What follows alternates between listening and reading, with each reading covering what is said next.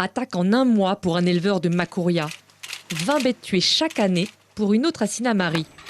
Jaguars et pumas sont les bêtes noires des agriculteurs de Guyane. Les pâturages vallonnés, bordés de forêts et traversés par des criques, sont les terrains de chasse de prédilection de ces prédateurs.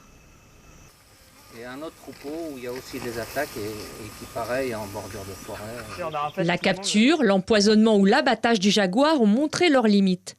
D'autant que l'animal, espèce menacée de disparition, est protégé par une convention internationale. On essaye de trouver des choses qui sont plus efficaces et surtout aussi qui soient plus pérennes dans le temps.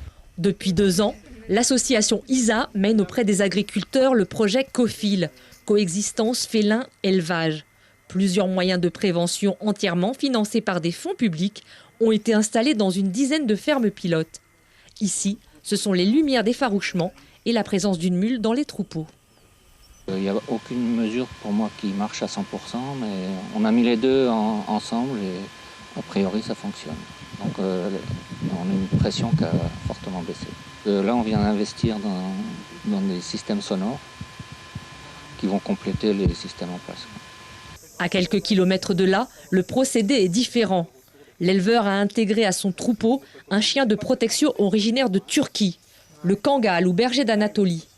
Un molosse de près de 100 kg, amical avec l'homme, mais particulièrement efficace pour protéger les chèvres et les moutons.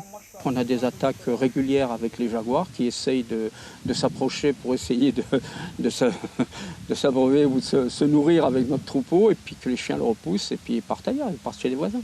Qui va empêcher le félin de faire son attaque, il va l'agresser, il va le déranger dans son mode de fonctionnement de façon à ce que l'autre, il va préférer abandonner puis aller ailleurs.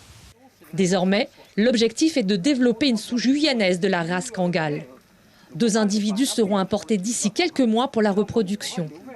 Le projet COFIL permet donc d'apporter de vraies solutions aux éleveurs. Seul hic, les financements publics se tarissent en juillet 2021. Bien que l'idée du projet, c'est de donner l'autonomie aux parties prenantes, ça serait utile de continuer à consolider les bases, que tout ce qui a été fait jusqu'à aujourd'hui puisse persévérer. Trouver des fonds est désormais l'une des priorités des 8 prochains mois. D'ici là, 6 fermes guyanaises pourront bénéficier d'un financement pour l'installation de mesures de protection du bétail.